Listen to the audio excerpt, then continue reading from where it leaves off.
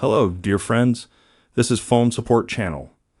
Before you start watching this video, please subscribe to the channel and give it a like. And also write your feedback in the comments if this video helps you, or if you have any questions. Thank you. In this video, I want to show and tell you how to change your age in TikTok. You may have entered your age incorrectly, and you want to correct it. How do you do that? To do this, you go to your profile, then click on the three bars. Then click on Settings and Privacy. You go down to the bottom, and then you'll find Report a Problem. You select that. Here you find the item, Account and Profile. Open that item. Now you must click on the button, Editing Profile. Click on that, and at the bottom, click on Other. Wait a couple seconds, and then select Need More Help. And this is where you need to write a little text.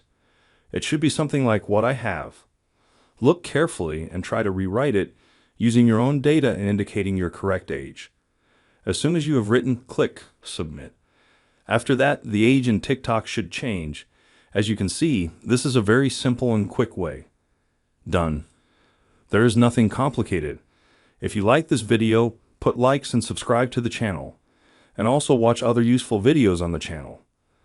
That was Phone Support. Bye-bye. See you later.